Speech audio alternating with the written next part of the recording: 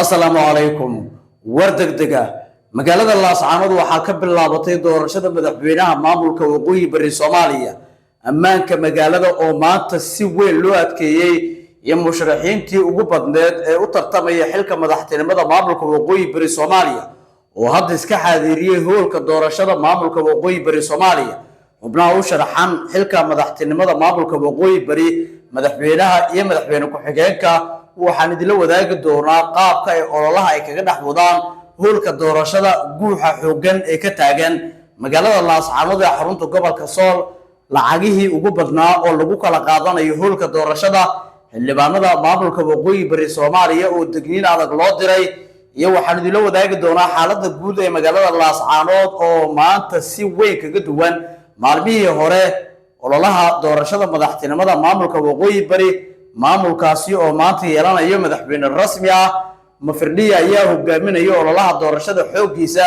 mise waxa hogaaminayo Jamaal oo isaguna dhinaciisa olole culus ka dhaxwado gudaha hoolka doorashada xaaladii ugu dambeeyay wax baad uga baahan tahay wararka ka imaanaya saakay magaalada Laascaanood ayaan idin soo gudbin doonaa soo dhawaada saaxiibayaal aan ku bilaawno wararkeena wararka maanta naga soo gaarayo magaalada Laascaanood ee xarunta gobolka Sool ayaa ku waramayay in ammaanka magaalada Laascaanood maanta si weyn loo adkeeyay gaar ahaan hoolka ay ka dhaceyso doorashada madaxweynaha oo la asteeyay in maanta uu sabti ay ka dhacdo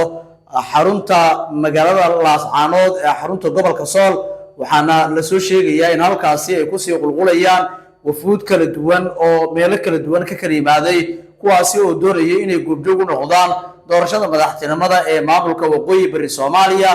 ilaa iyo 5 musharax ayaa si xoog leh ugu loolamayo xilka madaxweynaha maamulka waqooyi bari halka sidoo kaleetana 5 musharax oo kaleeto ay si xoog leh ay ugu loolamayaan xilka madaxweyne ku xigeenka maamulka waqooyi bari Soomaaliya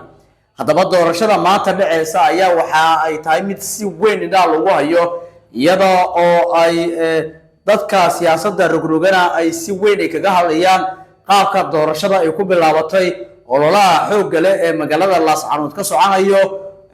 dhaqaalihii ugu tirada badnaa oo magaalada ay la circireyso oo markaasi xubno kala duwan ay dhaqaale halkaas ay la tageen kuwaas oo dano iska soo horjeeda leh sida musharax walba oo dhinac gaar ah ay wadato waxa kamid ah musharaxa ay wadato dawladda Soomaaliya ana madaxweynaha hadda talada haya ee maamulka waqooyi bari Soomaaliya Cabdulqaadir Axmed oo Cali Firdhiye waxa la soo sheegayaa in uu xildhibaanada uu kulan gaar ah oo albaabadu xiriyihiin uu la qaatay isla markaasina uu kala hadlay sidii isagu ay u dooran lahaayeen sidoo kale musharaxiinta kale ayaa si gooni ugu la kulmay xildhibaanada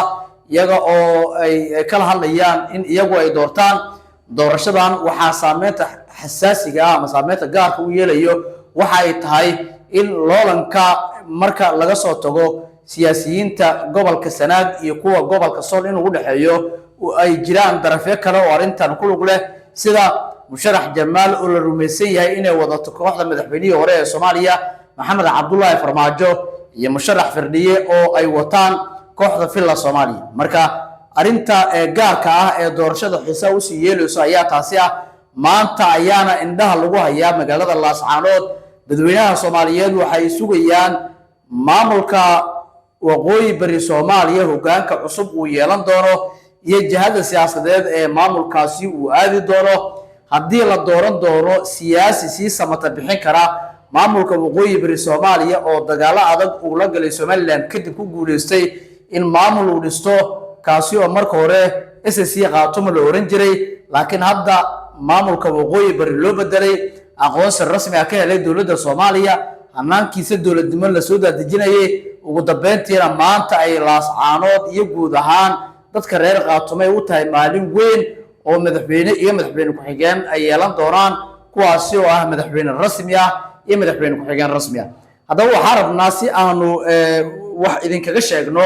macnaha iyo miisaanka ay ximbaarsan yihiin siyaasiyiinta tartamaya waxaanu ka soo qaadanaynaa laba nin waa musharaxa u tartamaya xilka madaxweynaha oo Cabdulqaadir Axmed oo Cali Firdhiye ninka tirada ugu badan ee codadka loo saadaalinayo oo qiyaastii inuu keensan karo la rajeynayo iyo ninka kale ee isaguna aanan ka liidanin Jamaal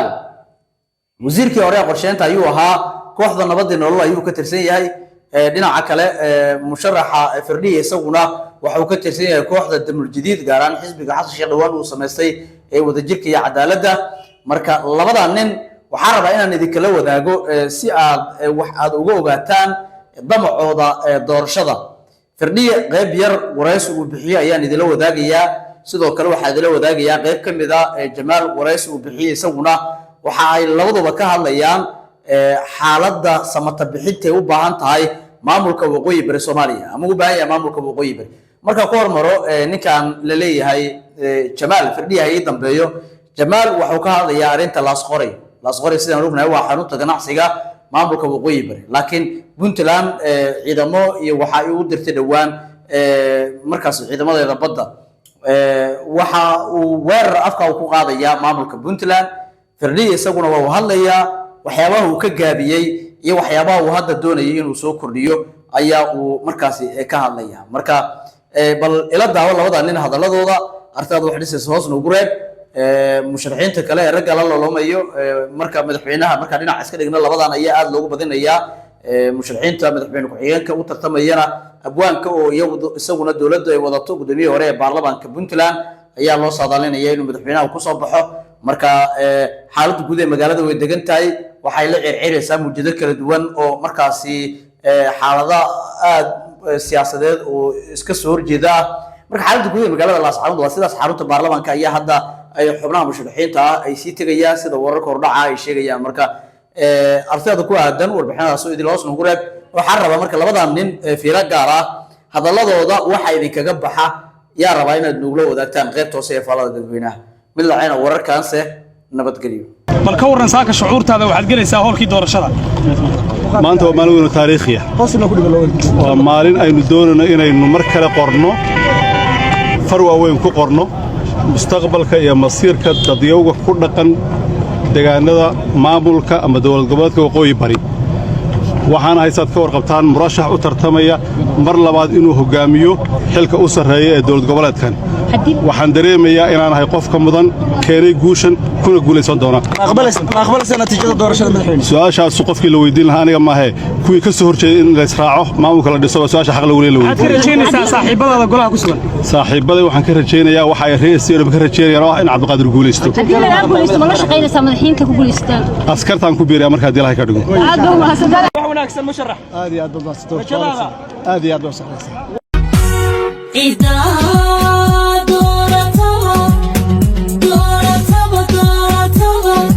bal ka waran saaka shucuurtaada waxaad gelaysaa howlkii doorashada maanta waa maalin weyn oo taariikhi ah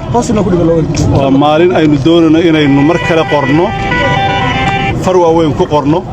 mustaqbalka iyo masiirka dadyowga ku dhaqan deegaanada maamulka ama dowlad goboleedka waqooyi bari waxaana haysaad ka warqabtaan murashax u tartamaya mar labaad inuu hogaamiyo xilka u sarreeya ee dowlad goboleedkan waxaan dareemayaa inaan ahay qofka mudan keenay guushan kuna guulaysan doona su-aashaasu qofkii la weydiin lahaa aniga maahe kuwii ka soo horjeeday in laysraaco maamulka la dhiso su-aasha xaq lagu leeyahay saaxiibaday waxaan ka rajaynayaa waxa ay reesiyeen ka rajaynayaan oo in Cabdiqaadir guulaysto